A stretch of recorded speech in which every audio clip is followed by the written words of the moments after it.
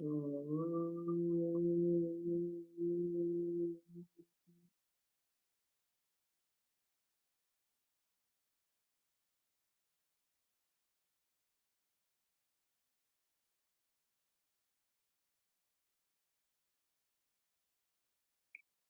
Om, good evening. Grateful to be here with everyone this evening. But before we get into our workshop, wanted to take a couple of minutes to talk about the Dedicating to Devi challenge. Wondering here, I think we asked the same question last month. How many here are part of the Dedicating to Devi challenge? Okay. Um, so we also have the registration, and then we also have a WhatsApp group. Is everyone who's registered also part of the WhatsApp group? Have you seen those messages? Okay, so that would be the next step. We're having a lot of good conversations there on the WhatsApp group, just in terms of getting ideas from each other.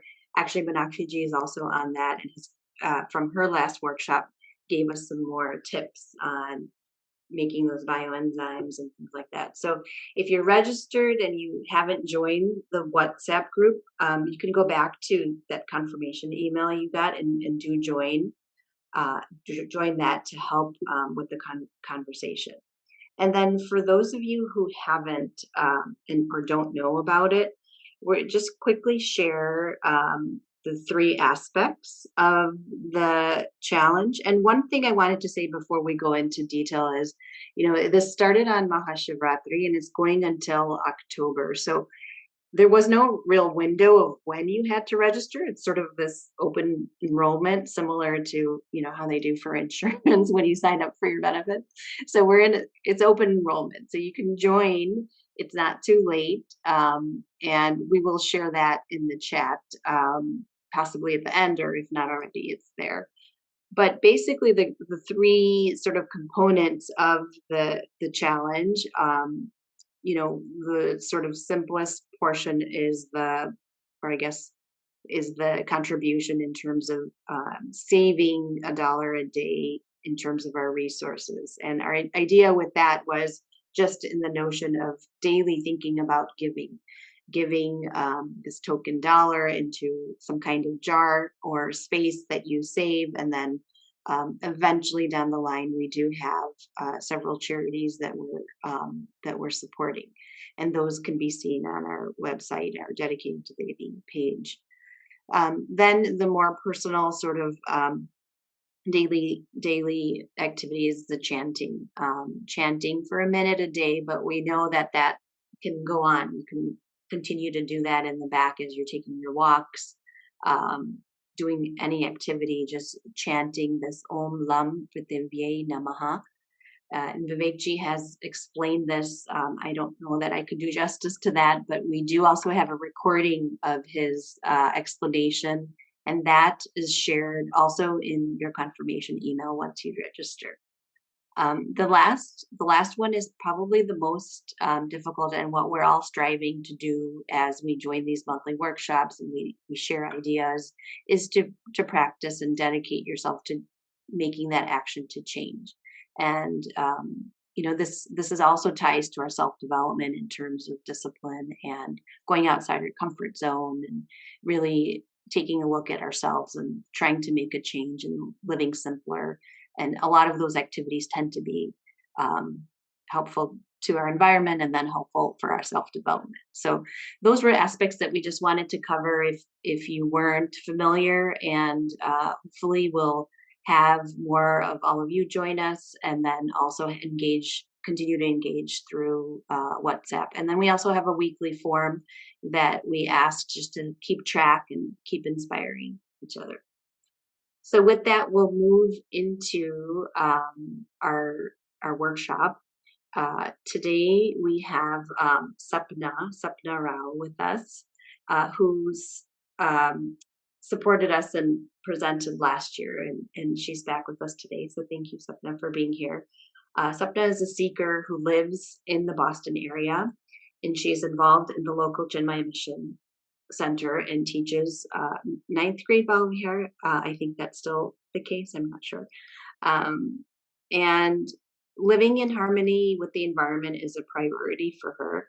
She has explored several ways to do this while living in big cities like New York and Boston. Small adjustments to lifestyle over time have been steps in this direction, like changing to a vegetarian diet, supporting local farmers, which Sapna talked about with us last year, and then getting involved in a community garden. She's learning as she goes and also has worked on various projects with Vivekji um, in CSK and Chick retreats in Boston. She aspires to grow most of her own food, and in her free time, she enjoys spending time in nature with family and friends. And today, we actually get to spend some time with one of her family members as well. Looking forward to hearing all about it, Sapna. Thank you for being here. Hari thank you so much for having me and for the introduction, Rita Ji and team. I'd like to introduce my aunt, who I will be interviewing today. So Dr. Annapurna Kamath is joining me. I'm in Boston right now, and she's dialing in from India, from Bangalore. So I'm super appreciative also of her joining quite early her time. To share a bit about her background, she has a doctorate in computer science. She's an educationist by profession, so she works on early math curriculums for government schools in Karnataka, Odisha, Andhra Pradesh, and Gujarat. Aside from her professional work, she's also an environmentalist by passion. So there she is the founder, trustee of Jal Poshan Trust, which is a citizen participation group that focuses on lake conservation. That's one of the community projects I'll be speaking with her and learning more about with her today. And then, of course, she is also my loving aunt. I think why it was important for me to bring her. I actually just got back from a trip to Bharat, spending a lot of time with her. And I think it's very important to find accountability partners or allies, either in our family or in community, when we're on the sustainable living journey. I think that's the beauty of this satsang that we all have, right? To have one another, and even the workshop we had right before this to bounce ideas off of one another. And so I was really appreciative in this trip too, to learn from her and her experiences, the lifestyle changes she's made in India, and think about how I can adapt and adopt some of the similar ones here at home too. So with that, pleased to also introduce you to Anumai, Dr. Annapurna Kamath. Maybe Anumai, you can start by just telling us a little bit about your journey with sustainability, what your lifestyle was like before, and what kind of consciously made you decide to make these changes. Namaste, everybody, and it's a great pleasure to be with all of you. And thanks, Sapna, because it's nice to connect with this community. I also participated in the Guiding Nature workshop, and I really loved it. And I'm so happy that all of you are working towards, the Mother Nature and even the Devi program, I think. So I'm really, really happy to be here with like-minded people like you. All of us would have experienced, we would always have been in the convenience culture that today's world is in. So we would be living a lifestyle where we would be using disposables, or maybe using, lot of conveniences like mineral water and everything. So I was in a life like that a decade back, when I was not exposed to the problems that we were creating for Mother Nature. And my first exposure to, my turning point was when I started working with the lake conservation as well as with waste management in our locality. And then, that really opened my eyes to what kind of chaos we are creating in this world. A beautiful world full of, gifts that Mother Nature has given us, but we are always doing things that are not in interest of the lakes or the other, the forests and other assets that Mother Nature has given us. And the very important thing was when I visited a landfill. So landfill is a place where people dump the city's waste when they cannot do anything out of it. So if it's a mixed waste and nothing can be done, then it goes to a landfill. So when I saw that, it was a really heartbreaking moment for me. And then I said, if I am part of this, I need to make a change. And that was where I started thinking about everything as to what I could reverse.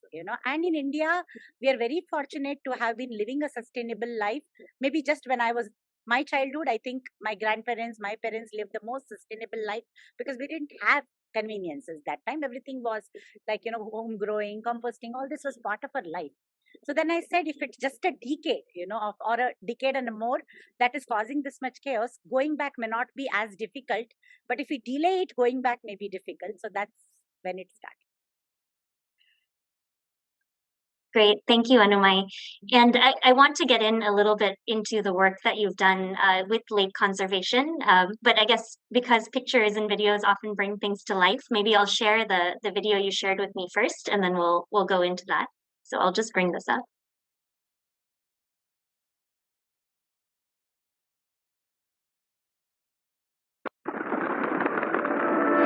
Bengaluru's own Jeku Lake is home to these beautiful migratory birds, and it's all thanks to the efforts of the people around here. How? Well, let's find out.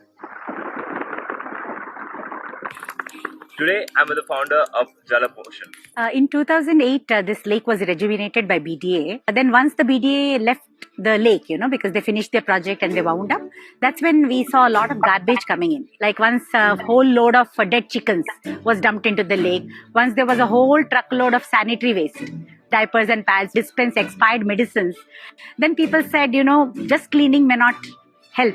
Why don't we do something more, We had a MOU, that is a Memorandum of Understanding with BBN. And today it's a trust of citizens who represent in and around this area. This 160-acre water body, Jaku Lake, is a biodiversity hotspot. The lake is home to numerous migratory birds with over 200 species of observed birds. Along with that, the proactive people residing around the lake have planted specific trees to provide food and nesting spaces for these winged guests. So now, these areas have become primary spots to sight birds like painted storks, spot-billed pelicans, Eurasian coot, and the grey-headed swamp hen, among other beautiful species. The residents did not just stop at the birds. They have planted medicinal plants for their own use, aromatic plants for pollinators to breed and grow, and also a permaculture garden that grows berries to veggies. I would like to show you something interesting. So this is, an ancient way of drip irrigation. So, you put pots inside the mud and put water in it and close it. So then what happens is, in and around that, plants will, through capillary action, pull this water. So, these kind of things that were naturally done before is what we're trying to bring back to the lake rather than use the modern plastic stuff. Jakur is a model lake not only for the state but also for the nation for 2-3 different aspects. We have a constructed wetland. You can see it there. Okay, so what happens is this treated water as well as the inlet water comes into the wetland. Wetland is nothing but a natural filter. So the plants in the wetland filter the water and only the filtered water comes to the main water body. To sustain their efforts, every Saturday morning between 7 to 8:30 a.m., the self-help group Shamadan has a meetup. Whatever Monday to Friday we've not been able to achieve is pooled on a Saturday, and in a bigger group we try to achieve and finish that. But regularly maintenance happens through a self-help group of women called Jal Sevika. So they are there throughout the month. Jaku Lake is a prime example of citizens coming together for a greater good. It's citizens or beneficiaries of the lake, right? So they have to be a little responsible for their lakes. They cannot say that somebody has to come and maintain the lake and I will, benefit from it. So that is the thought that Jalpotion works with. All of us feel that why not we take responsibility for our lake, and we are blessed with a beautiful lake. So I think it's but natural that we take responsibility for it.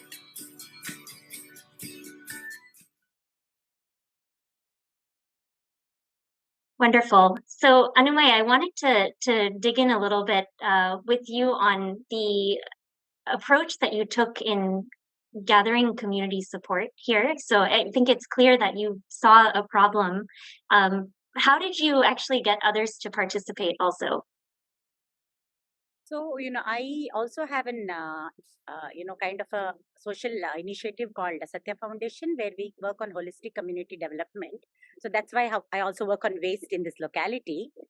So as part of that, the environmental vertical, we saw this lake very close to our house, and it was getting kind of revived by a government agency.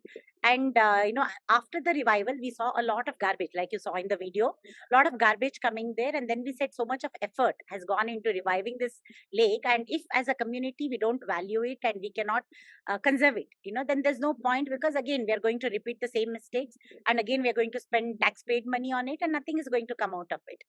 So then that is where we started interacting with the government agencies, trying to find out how citizens could participate in this initiative. And then they were open to, kind of bringing the citizen group into kind of an MOU and working with. So we called a meeting on October 19, 2014, and we sent posters to every apartment in this vicinity. And for a month, we stopped every user at the lake and said, do you like this lake? Then please attend this meeting, because we're thinking about what we can do for the future of this lake. And on October 14th, we were very happy to see about 50 to 60 people turn up for this meeting with a lot of diverse thoughts and ideas. So we had a very good productive brainstorming, and that's where this whole Jal Poshan initiative was born. And it was a very slow and steady effort. We didn't have too many people joining in the first year, but a lot of cleanups were happening every Sunday, and then people joining, very young children joining. Even my son, who was the two of them were very young. They used to join the drive and they used to be part of the cleanup. So slowly we started growing into a bigger group, and then we formalized our group, we registered it, and then had an MOU with BBMP, and also kind of started adopting that lake. So over a period of time, how we have managed to gather the community is by interfacing with the community. Like when they come to the lake, we try to stop them, talk to them, find out what they want from the lake and what they're already getting from the lake, and then sensitize them to saying that, would you like to be part of this, where you can also give back to this lake, which is giving you. And most of the time, people are very, very happy to do that, because they're not aware that there is a possibility of them participating. So that is the gap, because they don't know what I can do. But the moment they know that I can do something, I think everybody wants to do something. So we have found that people really want to give back to the community as well as to the environment, but most of the time they're lost for how to and what to. So I think if there's an organized effort from one person, then I think people are ready. So we normally say, every bus needs a driver. And the bus can then have a lot of passengers and you can take them wherever you want them. But if there is no driver, nobody will hop onto that bus. So there is always a need for one person to start an initiative, and after that automatically then you may need multiple buses too. You never know, because the community grows that fast. Today we have more than about 2,000, 3,000 people formally, like through WhatsApp group and others, registered with us. Then there is others who are just coming and being part of it. So we've just grown in the 8 years. We've just grown into a very huge community today who's conscious about the environment and also wants to support it. What a wonderful idea to engage people while they're enjoying the lake, to feel like it is their responsibility also. I just want to note to everyone in the chat also, we've posted some questions for your own reflection. If there are community or Chinmaya Mission Center related environmental challenges that you're looking at improving, maybe you can share, or we'll have time to reflect at the end as well. Anamai, can you tell us a bit of what the lake is like today? What kinds of projects happen locally? When I was there, we attended a bird watching, group together. So just curious the kinds of things that have started coming there now. Yeah, so today the lake is considered a model lake. So we have won the National Water Mission 2019 from the central government Jal Shakti Abhiyan, which identified the lake for state and citizen action, like how citizens and governance, when they come together, can do a very good job of conservation. Even Jal Shakti Abhiyan has identified this as a model lake because we're able to do a lot of things at the lake. Their basic objectives being rainwater harvesting, traditional water body conservation, afforestation, and then groundwater recharge, grey water recycling, and all this is happening at the lake. So they said that this kind of a thing can be replicated across the nation. So this is kind of thing. I mean, this is how we have come far from where it was a dump yard a few years back to where it is today, where people are visiting us even globally. We had the Swedish embassy come to visit and see. We have a lot of other global visitors, local mayors, bureaucrats coming and seeing this lake so that they can replicate it in their own states and cities.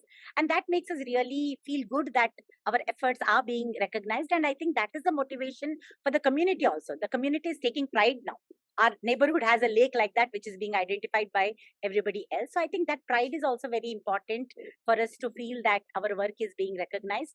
That's when I'm speaking from a community aspect, So every day, every Saturday when they're coming for a Shramadhan, like you said, what programs do we do? Every Saturday, 7:30 to 9:30, we have Shramadhan, which is a volunteering, where we do de-weeding, sometimes watering plants, sometimes removing garbage. Depending on the season and that week's work, we do this activity. We have at least some 20, 25 people participating of all ages every Saturday. And that is good enough for us because, we have so many Saturdays a year and 25 into that many Saturdays is a good lot of man hours that we get for lake efforts. So this was our first initiative, and we continue to do it for the past 8 years, every Saturday without fail. Then we have, a program called Jalatarang. So what we realized is, you cannot have the entire world being an environmentalist. Not everybody can love environment and go to that extreme approach of doing something for the environment. So everybody has some interest, but somebody likes to run at the lake, somebody likes to bring the family and spend time, somebody likes to do some other event or activity at the lake. So we realized that we need to touch the hearts of every such community person through something.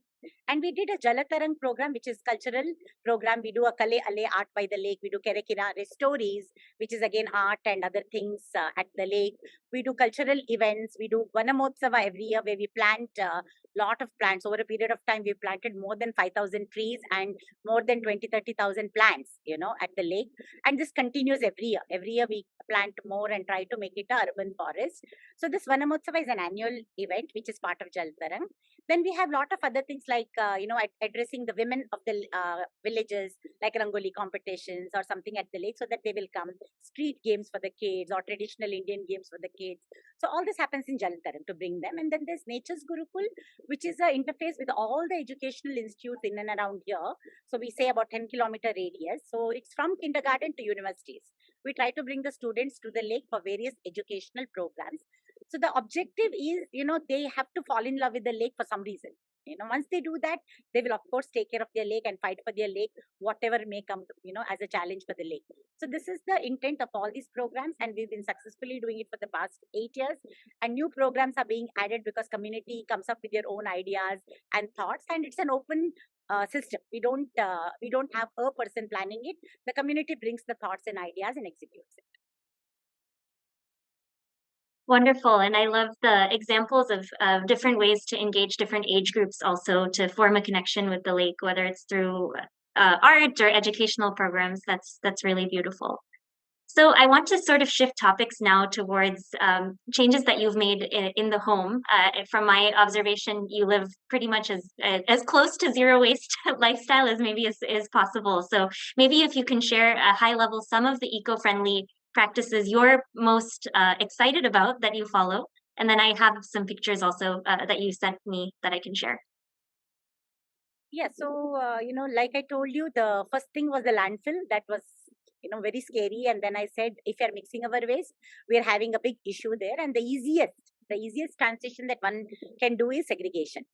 So we have different bins in the house, one for wet waste, one for dry waste, one for sanitary or reject waste, and one bin for just to put things that I need to wash and dry before I give it to the dry waste recycler, because I cannot otherwise get it recycled. So we just rinse it, dry it, and then send it to the recycling. So these bins have helped in a lot of way, because for the family it was easier then, it is just that throw it in the right bin, because they don't have to do segregation using their hands. It's just that throw it in the right bin. So it takes the same amount of time to do that, So initially there was a little resistance and confusion, because they were saying, okay, so many bins, now where do I put it? But then over a period of time, everybody has understood, and now they do it, unconsciously also, because that's become a habit now. So that is one thing I realized, for it to become a habit, there is a little time gap, and we need to give this much to all our loved ones as well as the community. You cannot humiliate them during this phase of transition. We just need to let them accept it slowly and do it. So initially I used to do it physically myself. If they throw it in the wrong bin, I will lift it and put it in the right bin. So this has happened for a few times, and then now it's an habit for the family, So this was our first change, segregating the waste. Then once we segregated, we realized what we were generating, Then what do I do with those? So wet waste was the easiest for us in India, because we live in a small independent home where we have some pets around, we have space for composting. So we have that advantage to take care of our wet waste. So all the fruit peels, vegetable peels go as food for the rabbits and the cows, and we have chickens and poultry. So some of them waste food goes as food for them. Some goes to the dogs. So the food that can be utilized for pet food is utilized for pet food. The remaining ones, we have different things that we could do, like the peels of bananas, onions, and garlic I use for fertilizers, because I grow my own vegetables and I don't buy any pesticides and other things. So they go as fertilizers and pesticide, because garlic peel water is very good for avoiding any insects. any pest infection on plants. So I use that for this. Lemon peels, orange peels and all become bioenzyme. And bioenzyme can have multiple purpose. You can use it as laundry detergent, dishwash. You can use it as floor cleaner. You can use it as, dirt maintenance, for anything. So there is so much that you can do with the single bioenzyme that you produce with your lemon peels and orange peels. So sometimes even I get them from juice shops. When I don't have enough production at home, I get it from the juice shop because they would be throwing it anyway and try to make bioenzyme out of it. So this is another change that we did. For this, no resistance from family because it's my work. I have a little extra work, so they are all happy. They don't say anything about this. One more important change that all of us can make and has really helped me is, not having mineral water bottle, avoiding it as far as possible. So I don't use a mineral water bottle most of the time, except when we are traveling and there is absolutely no access to drinking water. Like there are no filters or no hotels giving you drinking water and you have to buy it. Then we have made it a point to buy a 5-liter bottle and then decant it into our 1-liter bottle. So it's easier for us. Initially, the children and my husband was not very happy with this because they were saying, you're all making life so difficult. Everywhere we go, you have to go with your bottle. So they were also getting a little kind of embarrassed. Everywhere you go with this bag of yours and, everybody's looking at us, why do we need to do this? But over a period of time, they realized it is not that very difficult. So today, even I forget, they will carry that bottle for me and they'll remind me, where's your bottle? And my children also do that. They're okay with using it. Like my youngest is just a 15-year-old, a teenager. But everywhere I go, he will come back to me and say, where's your bag? I need to drink some water. So he's not conscious about his friends, what they would say or what would happen. So I think this transition happened over a long period of time, but it has happened. So now I see it. I know that if you start it somewhere, it will end one day into a sustainable living. But yeah, we have to have that patience to take them from point 1 to point B, which I think all of us have to do that. I mean, if one of the family members is environmental conscious, they have to invest in their families and communities to get all the people to follow certain things that are feasible. But then again, if our friends are using it, or we don't immediately say, hey, why are you using a bottle? We normally say, see, I don't drink from a bottle for this reason, so that they also have a food for thought, so that they don't feel like, hey, who is she to tell us what to do? But you don't, is it? But you're able to do. So they will ask you some 10 questions and maybe they won't make the transition next time, but over a period of time when you go back to their house, you would have seen the bottles out and maybe other bottles replacing them, or at least they will offer you a glass of water, not Bisleri bottle, when you go to their houses. So this transition also I have seen.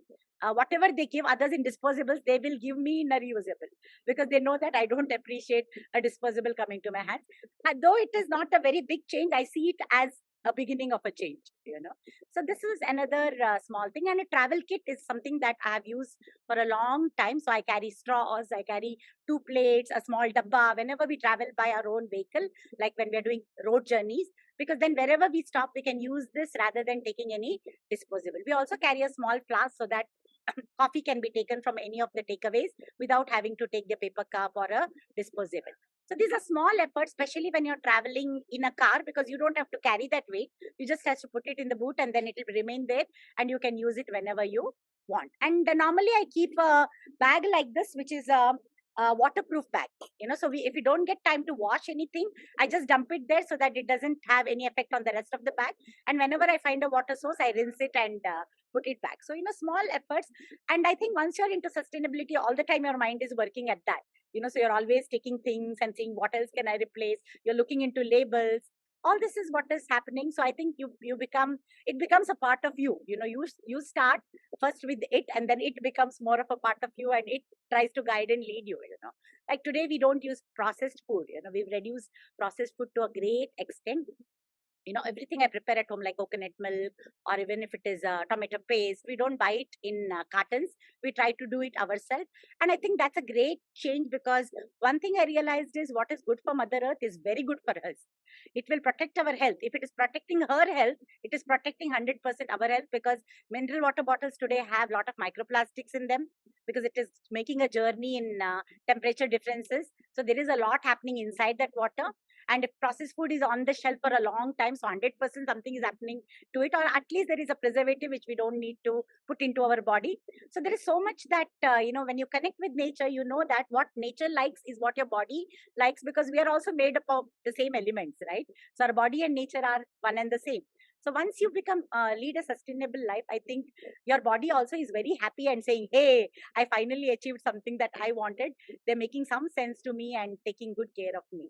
So that is what is kind of thing. There's a lot more that we have done in terms of water conservation at home. We harvest rainwater in our house. We recharge the ground. So we have at least 13 recharge wells in our home, and almost every drop of rain that enters our house, we make sure it doesn't leave our house, and it only recharges our borewell and our ground water. So this is another thing. We have fixed aerators to all our taps so that the flow of water will be reduced and we're not wasting a lot of water. So small initiative like that for water also we have done. I compost, I grow my own food. So a lot is happening. So one leads to the other, because you're always thinking, what should I do with this waste?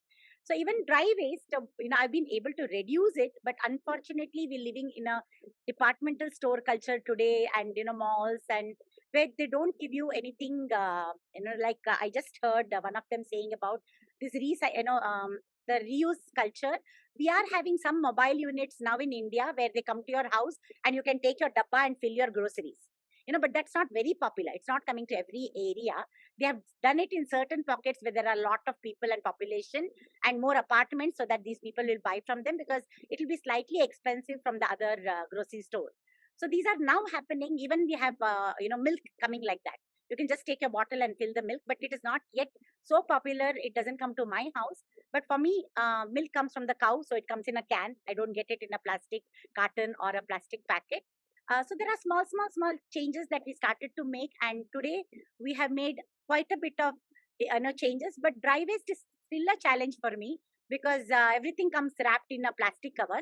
What we were able to avoid is all the cans, all the tins, all the mineral water bottles, the soft drinks. We don't drink soft drink at all at home, so that it's also good for our health. And these were the changes we've been able to make over a period of time. But there's still some plastic that comes home, which I have to consciously send for recycling. That's why I rinse it, dry it, and then send it for recycling. So this is what I've been able to do over a period of time, and everybody at home today supports this and also follows most of these things at home. I know my people are writing in the chat they'd like to come live with you with your very inspiring lifestyle.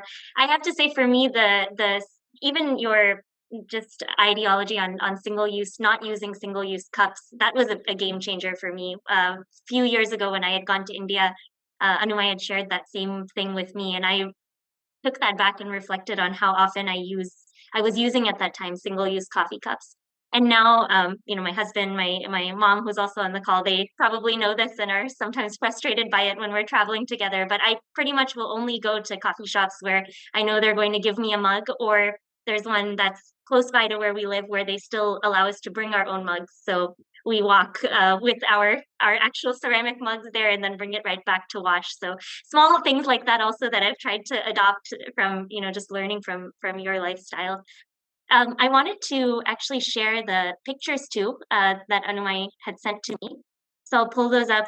Some of the things she's already talked about, and then when new things come, maybe she can share some more. So here, I think this was on the waste segregation, the different bins that they have right now at home. This is the runoff. Is that right? To collect runoff water? Correct. It's a runoff. And then here, their compost setup. So in their backyard area where they are creating the compost, and then she sent some lovely pictures of food also that they've grown at home from the compost. This is, maybe you can speak a bit more on this, how rainwater filtration works. Yeah, so rainwater, what happens is, because we have rooftop, here we always have independent homes have rooftops.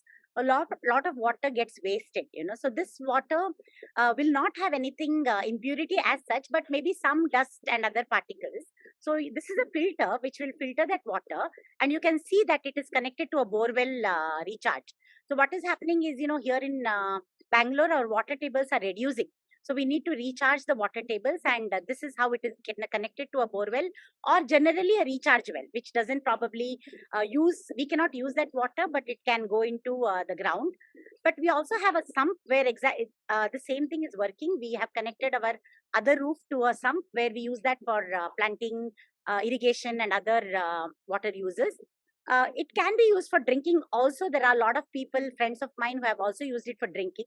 We have not yet come to that stage. We are collecting water now. This has been a couple of years of initiative before we go into using that for drinking water, because for that you have to have a good sump, maintain it well, So that was a thing that we were working towards, because our infrastructure was not allowing that. So this is a very useful and very easy to do thing. If everybody starts harvesting their rain in their buildings, I think there's a lot of water conservation that happens. So water stressed cities and areas can use this to bring back the groundwater recharge, and the aquifers will be again reviving and giving you your drinking water source. So that is about this small thing. A small thing Yeah. doesn't need any kind of maintenance or much. Every year you just need to clean the filter once. That's all. Yeah. And then this one was quite interesting and seems quite easy to implement. I'm going to look into this also. So these are aerators that go on faucets, right? Yeah, aerators are just like one small plug. You just open that small part of the tap, which is, and insert that. The flow will be reduced. So I have seen it myself. The other tap would probably fill so many glasses in the same time that this tap would fill one glass. So, it avoids a lot of water wastage. And also, you are not having a big, heavy flow of water. It also is easy to wash vegetables and all in this stream. It also has kind of a split water flow. So it also is helpful for rinsing a lot of things. So it is also helpful in other ways than only saving water. Yeah. Nice. Then here, the bioenzyme, any citrus peels, right? We can use to make this. Yes, lemon, orange. Yes, anything. And the next was the fertilizers that you spoke about too. So these are, how long do you have to keep them before they can be used? 2 to 3 days. By 2 to 3 days, it releases all the good chemicals into the water, which is acts as a fertilizer. And then the peels, which are soaked and wet, will go into the compost. Okay, so it's banana, garlic, and onion that's shown here, right? And that can work for any garden, outdoor gardening, basically. Any garden, but you can also see which likes phosphorus and put banana to it, and garlic wherever there's best, and onion to any kind of a plant. Okay, nice. And then here, I think you spoke about this a bit too, reusable bottles, of course, and reused bags. I thought what was really interesting on what you sent here, you mentioned that all of this is also many of these bags are made of upcycled clothes, right? Yeah, so what we do is whenever we have something like dupatta, saris, and some waste or bed sheets also, once they become not usable or they're torn, you can make nice bags out of it. And that's what is there in all our vehicles, and we take it whenever we go to market. And there are these small potli bags which you see, the small green one, which will just be like a squeezy. It will go into any of your bags. You can put even 5 to 10 in your handbag and take it. And that's very, very, very handy.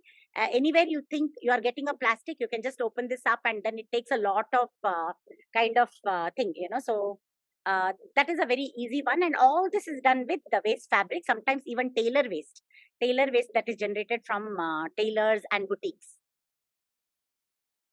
That's a nice one, because lately I've been exploring how to responsibly get rid of maybe textiles that I'm done with, and I fear sometimes putting it in some of the organizations that are here, because I don't want it sent somewhere to go sit in a textile landfill. So yeah, this was a nice idea on making sure I'm using it to its full ability before really recycling it. And in India, the bags also become rags after that. We also use it for kitchen wipes. Yeah, so that was the next one here, reusable towels. Yeah, so kitchen wipes. This is something we've tried to adopt here at home too. Actually, we were just speaking with some friends yesterday that we only keep one paper towel roll in our apartment, and then we keep it actually up and out of the way, so it's not something we ever really reach for. We have the reusable towels for most things. It's only if for whatever reason, if we're frying something or something that we need a paper towel, but otherwise we try to avoid at all costs. And this is an image of the travel kits Anumay was speaking about. So you just keep these in your cars so you can use it wherever you go. Yeah, and this the smaller kit also goes into my handbag. So if I'm traveling, like the other day we went to travel together, we take this so that we don't have to use any disposable in the temple or anywhere that they give prasad or food. We just use our glass, take the prasad, and then eat and drink and wash it. So this can also go into a handbag. But a bigger version of this is with that steel, dabbas where we collect food from hotels and all. That is a little bulky, so that goes into the it's just the car travel kit. This can be a hand travel kit also. Very nice. And this one is really interesting too. This was reusable boxes for takeaway. So I think this one might be in my experience, not so easy to implement here yet. But you're able to take this to restaurants and they fill in this itself. Yeah, here in India, if you tell them that I don't want more waste, please fill it in this.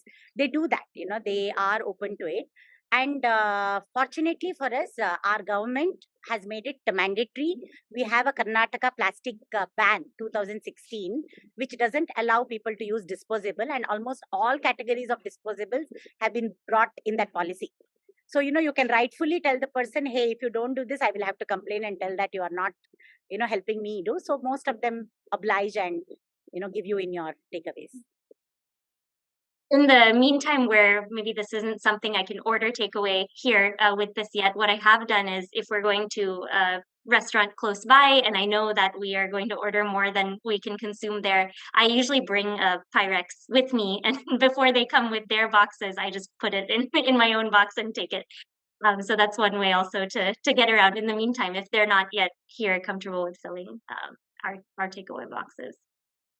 And then this was also a really beautiful picture of reusable cutlery, napkins, and even placemats. I think all for different sorts of home events. Maybe you could speak a little bit when you're hosting kind of larger groups, how you think about still keeping sustainability at the core. Yeah, so when we have, normally families and coming, we have normally in the range of about 20, 25, max 30. And sometimes we also have events like 100 people attending. Like currently, there's a summer camp happening in my place for the underprivileged children where 100 children are participating. We still use the same steel plates and glasses for them. It is a little effort. I mean, we need to wash them later and then, keep them, wipe and keep them. But what, initially a lot of people, even families like that, a disposable is a better option because you can just save a lot of water. But when I went into the science of disposables, they consume the same amount of water and sometimes more for manufacturing. So washing it is actually a better option because only the source of water may be different. There it is in their sources from their local place, but here you are using your water.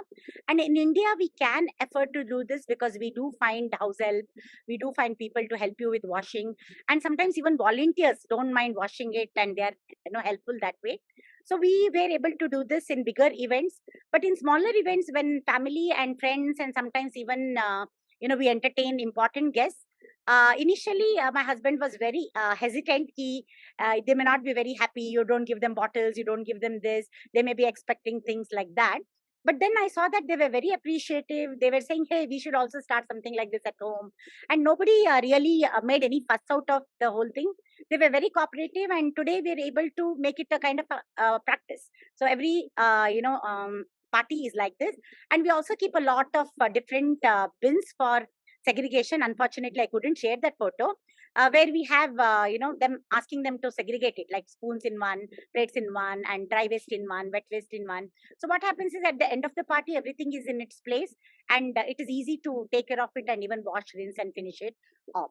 So I think that is an advantage of living in India. I'm not so sure whether your geography allows that luxury of washing when a lot of people come, but when 20, 25 people come, I think you still can manage is what I feel. I mean, this is just a feeling. You have to see whether it's feasible for you. Yeah.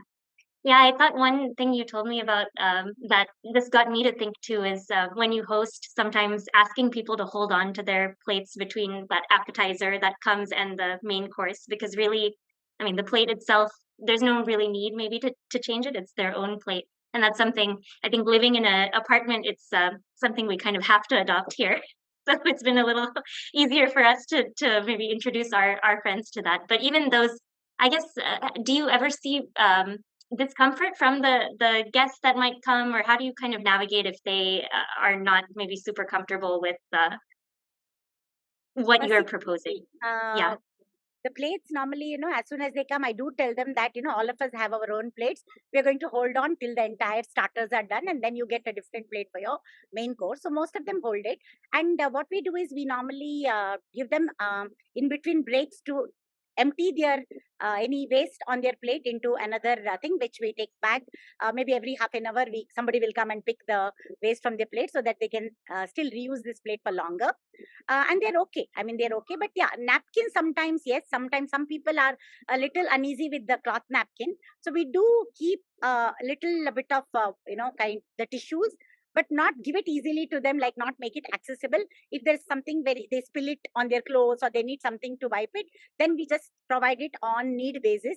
So that, because what I observed is disposable plates, disposable cutlery, and tissues, if it is available, people will use multiple of it. Like, for every small thing, they will change the plate. And for every small bit of food that falls, they will want to wipe it with a tissue. Whereas with a cloth napkin, you can wipe it for a longer time. It lasts for a longer time because it doesn't become as dirty or soggy as a tissue.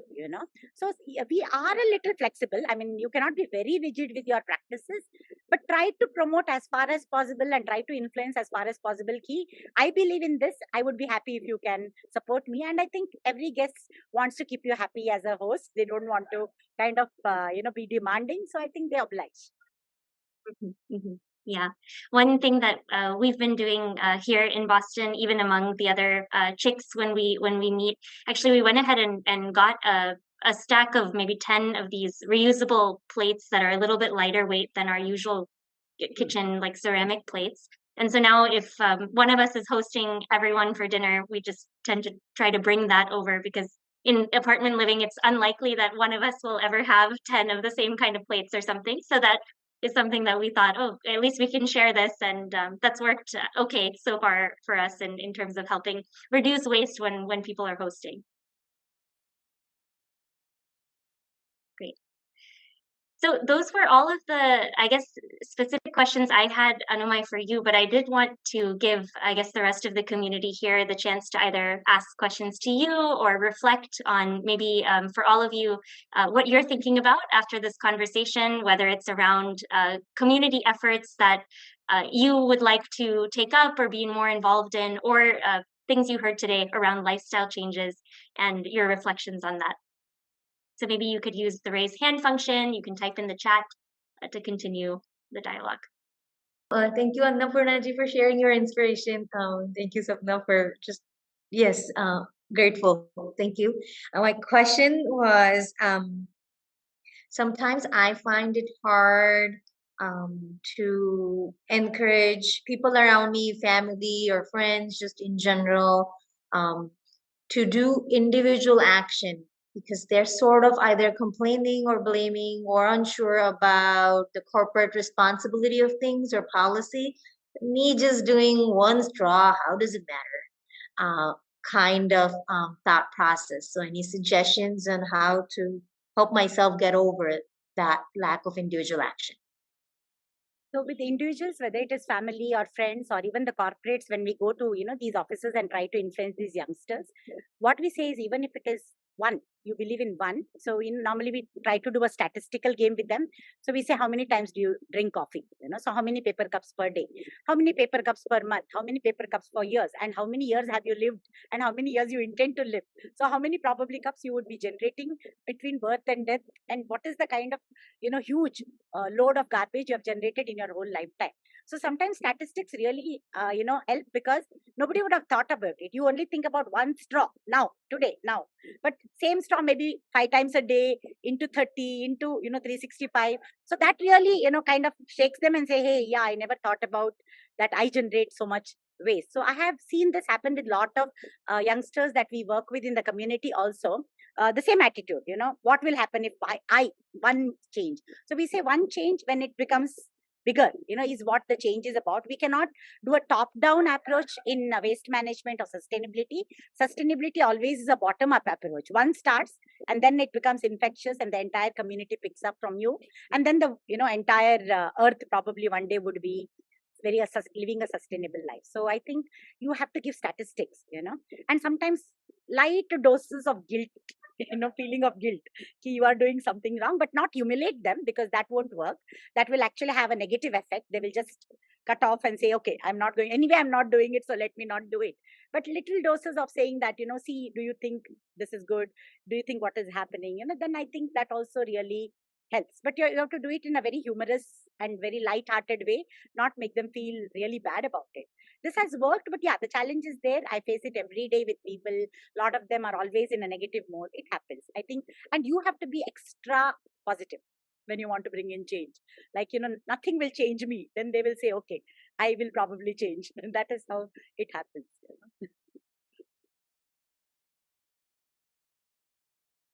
Vinita ji? Yeah, Hari Om. I kind of lost my voice. Can you all hear me? Yes, yes. When a lot of the recycled stuff is contaminated, we hear many times that, it cannot be, like, it's contaminated, so it cannot be recycled. So how do we really, like they say, even one small thing contaminates the whole thing and it just is useless then? How do we get people to follow? And even sometimes, how do we really stick to the strict measures of not contaminating, the stuff we are recycling? Yeah, so the segregation bins help a lot. So when you never take your wet waste close to your dry waste, the dry waste doesn't get contaminated. But pouches like processed food like paste or oil or anything like that, that needs to be rinsed. I mean, that's the best case scenario. If you can rinse, dry, and then put it in the dry waste, it will be very helpful. Otherwise, it goes to a bin called reject waste. It can be that only that can go as a reject. So what I have brought in small changes is go for cartons always wherever, instead of the pouches. The plastic pouches are difficult to rinse, wash, and clean, whereas bottles, cartons are easy to clean and recycle. So oil or anything like that, instead of going for a pouch, I go for a carton. So it's easy to put a little hot water and rinse it and then recycle it. And that was again another eye opener for me for reducing disposables, because everybody used to say the same, why are you so very worried, it gets recycled, you are acting as if nothing is happening, there's so much science today. But then I went to a dry waste center in our locality and then heard all their stories and understood that, like Vinita ji sharing, everything has to be washed before it has to be used. So how much water are we using for washing the disposable? The same amount that we could have used for reusable. And then after washing, they have to segregate it and they have to send it to different industries for processing. And every industry needs a huge volume of plastics to recycle, which means they have to store it somewhere. And how much of storage will be available for that volume? In Bangalore, we don't have land at all for storage. And then transport. Today, fuel is so expensive. Transport doesn't happen easily. No industries want to invest. Then who's going to invest in transport? So all these are practical problems that really happen in a dry waste center.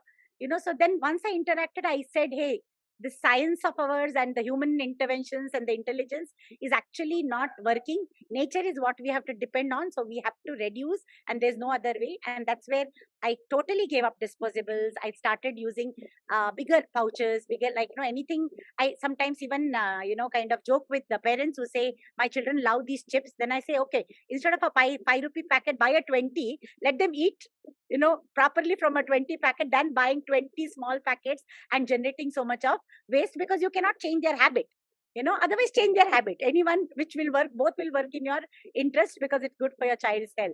So sometimes we have to think which is a better alternative and try to make these small changes. It works, but it's a little difficult. Initially, it will irritate you because you have to do this extra work. But after that, you get used to it. Today, it's like automatically my hands go like that and they rinse and dry, because I've been so unconsciously doing so many things today. So it's a practice and habit. It takes about a year or two to develop it. After that, it becomes a lifetime habit. You cannot actually undo it. it becomes more of part of you.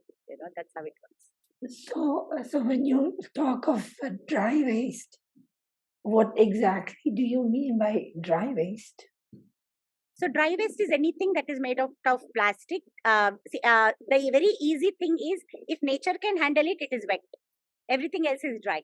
And in that dry, there is reject, which even the dry waste sellers cannot use. So all the plastic covers that our groceries come packed in, the cans, the tins, the Pepsi bottles, the mineral bottles, oil cans, milk cartons, any of these are dry waste. And they can be recycled, but it's a very big challenge to recycle it, and governments have to do a lot of effort to get it recycled. Maybe in your country it's easy. In our country, we don't have so much proactive recycling units, so it's a very, very big challenge. And that's what I said, everything goes into a landfill, and when you go there and sit, you cannot even sit for a minute. It stings, smells, methane, and then you just feel so sad that, is this how we are treating our mother? So you really feel that's not what we want to do, and then you come back and say, now I will be a better person. That's so anything that is dry is, anything that's not wet is dry, and in dry you can get reject sometimes, and with reject even sanitary waste goes, medical and sanitary waste goes in reject. Thank you very much. Thank you again, Anumai, for taking time, spending time with us today, and telling us about all of the amazing things you're doing for the environment, both in community and at home as well. I'll maybe turn it back over to the team. Thank you so much, Sapna and Anakornaji. This was, I think so many of us can relate to, starting at the individual level and then how that grows, and one thing leads to another, and it just becomes how you think after a certain point. So thank you very much. I think there were some hands that were raised, so I might ask Sapna, Annapurnaji, after we formally end, if there's anybody that wants to stay on and ask questions. Are you okay to do that? Okay, thank you. So we'll just do a few announcements and then we'll officially close, and anyone that wants to stay can do so. We mentioned in the beginning when we introduced the Dedicating to Devi Challenge, in case anyone didn't hear, we'll post that in the chat. That registration is open. It's open enrollment. You can join us anytime. So please check out that website. And if you have any questions, you can email us. The other two announcements are about our tree planting effort. And I think, Kanchan, if we can share that the screen of where we are, so we can all kind of take a look at what progress we've done so far in terms of planting. So the planting, I think, Kanchan, if we just scroll up for the tree tracker so far, if we look at what our numbers are, we're at 310. So we started this, I'm trying to remember the date. We started on April, I forget the date, March 22nd. Yes, thank you, Anvita. Yes, there's the poster. So we are at 310. We're trying to get to 1,000, and we've extended to get this done by Mother's Day. So we've got a lot of work to do, but thank you to all those who have who've already done so. So we'll just keep at it. And then we also have on our page the ability to share pictures. So thank you to all those who've shared their pictures. It's looking beautiful. It really is. So when you have a chance, you can easily add your picture on this plus button, if you can see that. And it's super simple just to add your picture, and you can type in any message that you want. So when you have a chance, please check that out as well. I do know some people went out today and bought some trees, so we'll hopefully see those numbers go up. And then we also have our, so this is where the tracker is. So if you do, if you're planting the tree, you can enter, and it leads you to a form where you put your email, your full name, and then how many you planted, and then where you are, because our tree tracker, that's a mouthful, also will show us sort of a map of where our trees are being planted. So that's also kind of a neat map to look at. Down in this lower, we can see where our trees are being planted. So yeah, down here, here's the map with the green. So the darkest green is the area that has the most trees planted by our community. So we got to get the west and some of these others greener, to catch up to Portland. I think that's where it's the greenest. So thank you to everybody, but please continue to support the planting of trees. And then our last announcement is basically just to save the date. We're having our first Prithvi Utsav July 16th. More details to come. So just be sure it's a Sunday. It'll be a Sunday morning, and we hope everyone joins us for that. So thank you everyone for joining us. We'll formally close, and then anyone that would like to stay on, please do so. We'll end with an Om. Om.